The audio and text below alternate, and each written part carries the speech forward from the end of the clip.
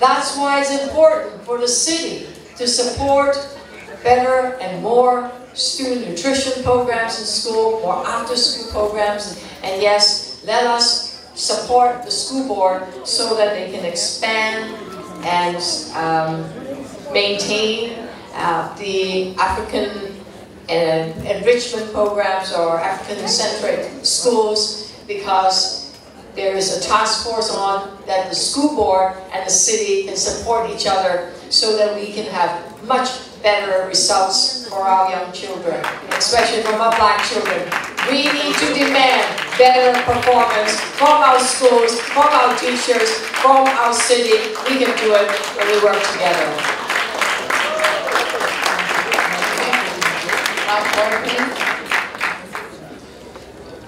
What's frustrating is you may not like my answer, but at least you know where I stand.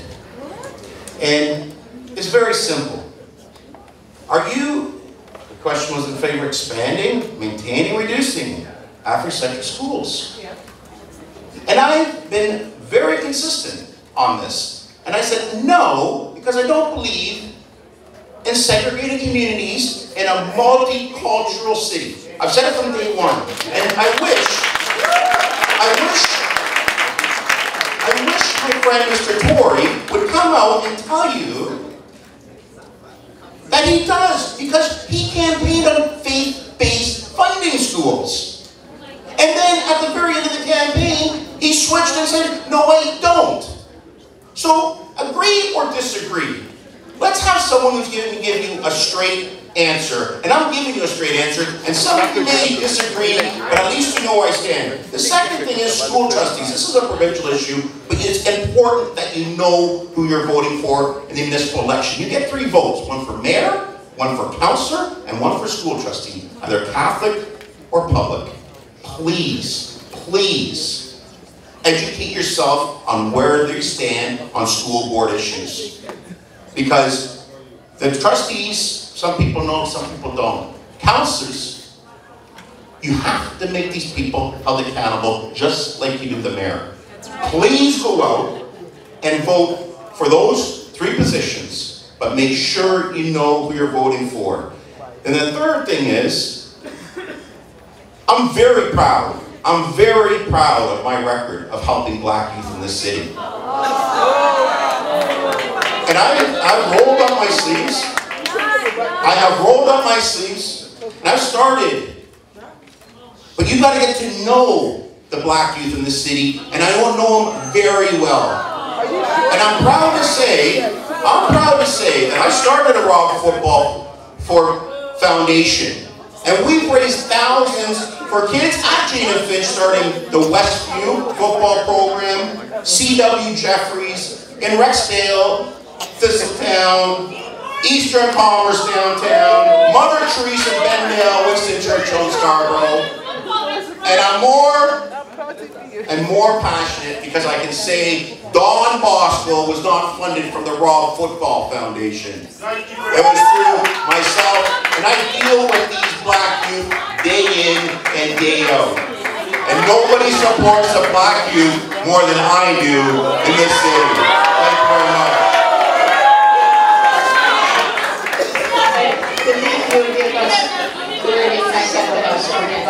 And right, it starts with this thing. Let me tell you, under your failed leadership, the recreation fees have gone up, so fewer children can actually use their community center. Under your failed leadership in the last 4 years, it costs a lot more to rent space so that you can have a basketball or a soccer game. It is costing so much more money for people to organize events and organize activities in schools, in community centers, because of your failed policy. And we need a change of direction. We need to make sure that the community space, which belongs to the community, can be used by our young people so that they can be proud of themselves, so they can do even better in school. Yeah, I also have, Mr. Ford, even if I am prepared to give you some credit for the time you put into the football, and there seems to be some debate going on about that in the about a lot more than football, with the greatest of respect. And what we did not hear was we did not hear your voice on these issues beyond what you said about football. The only time we actually heard your voice was when you stood up and actually voted against a lot of the programs. That's where your leadership failed. That's where your leadership failed, because you had an obligation as the mayor to stand up and actually support these programs and stand up and talk about, or if you had better ideas, to support those too. But it's not all about football. That's not good enough for a mayor of Toronto.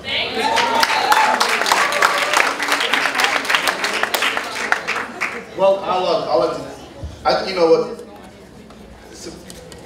listening to you express your concern to Mr. Ford, I think is a very true statement. And I know, you know, he's surrounded all the time with celebrity and the applause, but I think it's important that he hears the true dissatisfaction that I have to hear every day. Because the truth remains that there is no way that this administration has done the things that they could have done for our community. We are not going to accept pass-bys. We are not going to accept barbecues. We are not going to accept football programs. We want education. We want repairs. We want jobs. We have real needs. And listen, we are not going to accept these fly-by-night, half-baked campaign promises and things that you believe is what we need. You're going to listen to us in this crowd, this collection of my proud, beautiful Canadians who are ready to speak your mind, have now finally sobered up Mr. Ford. He has not been the champion for black issues. And he's not allowed to say that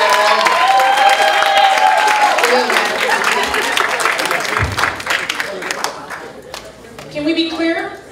Nobody's going to support black issues than a black person themselves. So, to be fair, we have two mayoral candidates, Dewitt Lee and myself. But what I want to say very distinctly is that I am about supporting all people. And I really believe that I am a representative of all people. I'm distinctly a part of the underrepresented group. I am black. I am female. I have a disability. I'm not a lesbian, so I almost made it. In any event, what I'm saying distinctly is that we have to recognize that our voices are underrepresented. And we can't continue to go with the same old, same old. You have to make a change, and the change is now. Thank you. I really must comment, because I think it's actually, the comments from Mr. Ford is actually broader than the black community, because my problem is the disservice it's to the Toronto community and it's all of us as residents. Yes. You know, it's the question of there wasn't that $1 billion savings. The subway is not being built. Yes. We did have a strike at those library workers. You know, that tax savings came on the back of the reserves, and so on and so on and so on. You know, we need to save, but to save to invest, and we need to build this great city. It's one of the best places on the planet, and we have to keep it that way. Thank you. And we're finally down to our second last question. There's two questions. Last question. Yes. Just a joke. You ready to get out of here? You know, as long as we have consistent rules, we're okay. Okay, no problem. Okay, for our final question, it will revolve around inclusion and diversity. This is a surprise question. Police Chief Bill Blair is being replaced. His replacement is being searched for outside of the city. There are very competent deputy chief of police. There are 3 of them. 2 of them whom are black. Is this a good direction for Toronto in diversity and inclusion? And what is your position on it? We'll start with Toronto Board, please. Well, you're absolutely right. Deputy Chief Slowly, Deputy Chief Saunders, phenomenal. At the end of the day, folks, I want to do a search across North America to find the best chief that will represent every race and religion. Male, female, whatever color they may be, whatever gender it may be. I want someone to come in here and find the efficiencies and discuss the issues that we talked about tonight. That's the black and white of the issue. And I've never changed, and that is the way I hope the police services board goes. Because none of us can get up here and say, I know we can hire this person, just like we did with Eugene Jones at Toronto Community Housing. We did a North American search, and he came up and said, you want the job done? I said yes, and he did a great job, and we're going to do the exact same thing to find a new police chief. Thank you very much. Olivia Chow. I believe it's important to have a police service that reflects the people they serve. That means that that we have to have a service of police officers that reflect the diversity of the people they serve. That's a core principle on all service. As to the chief, the first step that needs to happen is for the police service board to come out and ask you, what kind of chief, what kind of person do you want? What are the elements? What are the criteria? What kind of person? What is the strength that you want? What kind of experience that you need, right? And then from there, then there should be a search. And I believe that the search should be in a way that is comprehensive. So that when the person, it could be one of the two existing deputy chief. But when that person gets picked, that person know full well that person is picked from the best of everyone, whether it's North America or international, that you have the best person that can serve this wonderful city of ours. And I have the confidence that the deputy chiefs that we have, because of their experience, that if they end up getting picked, they do want to be picked through a comprehensive search. And that's why I believe that it should be a comprehensive, wide circulation and search for the next police chief.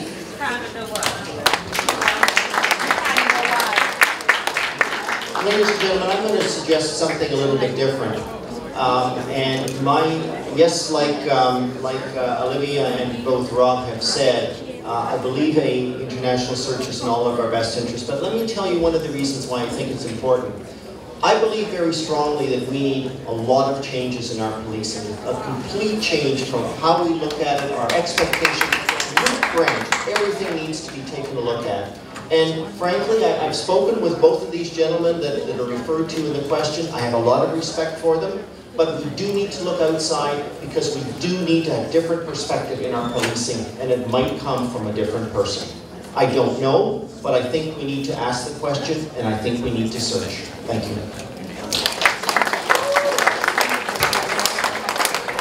I've been through this kind of experience quite a bit as both a business leader and as a public servant, and what you have to do is you have to have a broad range competition to find the best possible person regardless of where they come from. Because, first of all, an anointment for anybody, an anointment where there's somebody that's sort of seen as a favorite candidate, actually is not good for them, because they end up not having gone through a rigorous competitive process to earn the job. And the best thing you can do is to earn the job. And we have people internally. You always prefer, when you're going through one of these selection processes, to pick somebody internal. They hit the ground running, they know the place, they know the people, and so on. But sometimes it doesn't work out that way. Sometimes the better person actually comes from somewhere else. And the other thing that I think we have to do, and the fortunate news for us is we've got the time, because Chief Blair's contract actually doesn't expire. If he resigned yesterday, there's more urgency obviously to finding somebody, but he's there until April.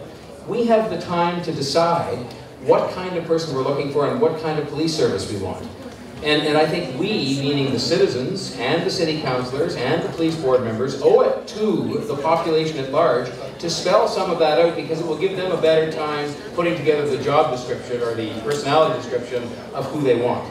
What are we trying to do? What parts of the police service do we want to preserve? What's good about it? What's not so good that we want to change? We talked about a bit of that tonight. So I really think a wide open search is a better answer for the person that wins the job and for the people of Toronto, but that we have our work cut out for us first in setting out the kind of police service we want and the kind of leader we need. We should do that work. We, every citizen, should be involved. Every councillor, every mayor, every police service board member. But let's get on with it now while we have time. Thank you. I'll answer that part A of that question. Just so you all at home know, this is the part of this question has two parts. So she's asking us the first part of the question, and excuse me, the second part of the question. And quickly, I would say, you know what? Diversity is our strength. No, diversity is our story. And I tell you what, it's going to require some true leadership from this city to show that we are going to stand we are going to stand on the defense for diversity. One of the questions was about a Yorkville business that decided to step out of its boundary and offend everyone with their offensive storefront window. We need to hold them all accountable. It said diversity is not our strength, it's our story. And we're going to defend diversity. We need a diversity mandate so that any job that is hired, if your check says City of Toronto, we were diverse in seeking out that position. Now, I want to really address the most pressing part of this question, which was in response to what's happening in Ferguson, USA, and how we can, in fact, this new police chief, whoever he is, in respect to carding and profiling, how do we avoid that from happening? Well, the truth is, a lot of it has happened already. And we have to be on the defense for our liberties. I joined a group of citizens down at Yonge and Dundas last week, hands up, to stand up for those victims of police brutality. And this Saturday at 3 p.m. at Yonge and College, I'll be there again with my bullhorn, with my signs, with my children, and we will be standing up for those who suffer police violence and police brutality.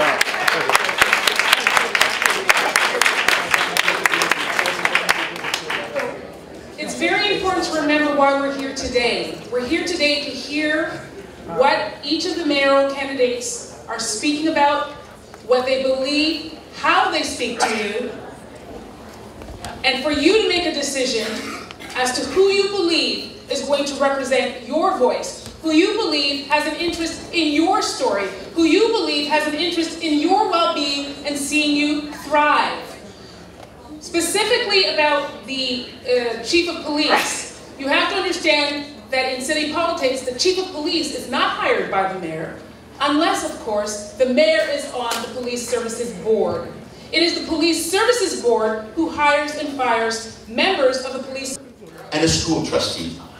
And the last day to register is September 12th. There's still time if you're interested in running. You go and pay $100 and put your name on the ballot. No one should be acclaimed. Nobody. And I think there's 70 candidates for mayor, so you have your choice. But please go out and vote on October 27th. Thank you very much, and God bless.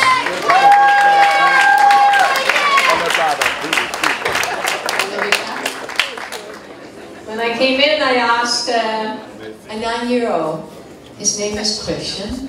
I said, Christian, if you are the mayor, what would you do? And he said to me, no, I would love to have free basketball lessons. We love basketball.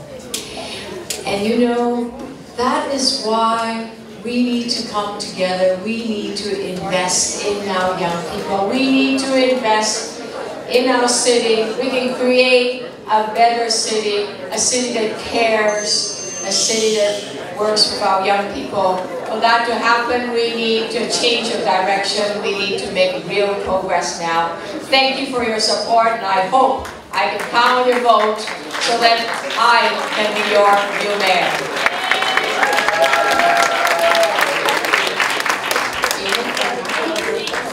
Yeah, thank you.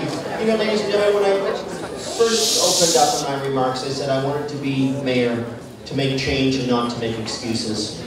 And I hope this evening, as you listen to not only myself, but also my friendly colleagues here on stage, you heard about the changes that we wanted to make. It's not often that I agree with Mr. Ford, but I want to say the important message I think you want to take is you've got choice, you've got hope, we have this wonderful city that we can make better. That's right. So I encourage you all to get out and vote. It's absolutely critical. Of course, I hope that you vote for myself, but get out and vote and make your vote count. Thank you.